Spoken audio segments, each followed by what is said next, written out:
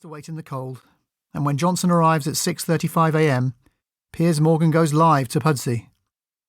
There's a minor media scrum, but not much is happening.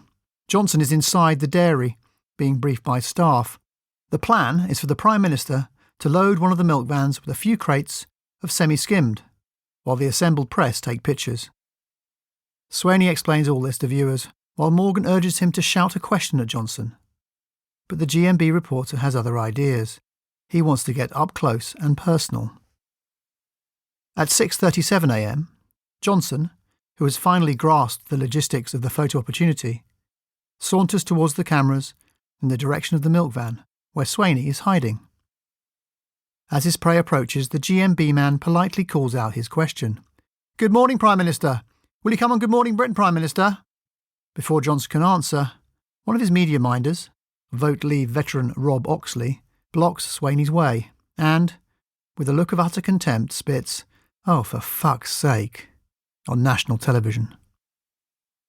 There are gasps and hoots of glee back in the studio. Morgan and Reed are less worried about an impressionable child viewer hearing the F-bomb on breakfast television than they are amused at the tetchiness of Johnson's henchmen. "The look on his face, that minder," exclaims Reed. Swaney asks Oxley to stop pushing him around. "Wow," says Morgan. Then the GMB camera swings to the left to find the Prime Minister loading the milk van. "Will you deliver on your promise to speak to Piers and Susanna?" asks Swaney, striding towards Johnson, who is about to head back to get another crate.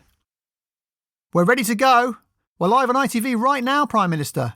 We have an earpiece in my pocket. You are more than welcome to come on." Johnson pretends not to hear him. GMB editor Neil Thompson, watching from London, is worried about his senior correspondent, concerned that Johnson's minders, or suited guerrillas as he describes them, will resume what looks to him like physical and verbal intimidation. But Swaney knows what he's doing, and so do his film crew, who turn their camera on Oxley. The meaty advisor looks shiftily at the cameras, perhaps aware that he might become the story. Swaney, clearly starting to enjoy himself, asks him to tone your language down. Oxley, his bravado extinguished, disappears into the darkness. Swaney 1, suited gorilla 0. Johnson, now unprotected, never a smart move for him, reappears, this time carrying a crate of orange juice. Swaney is quickly upon him. He asks again whether the Prime Minister will keep his promise. Johnson, cornered, lies. "Of course I will," he says.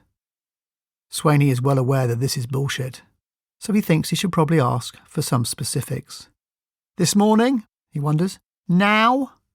But Johnson says nothing. There's a sense of panic in the air. Swaney has Johnson trapped.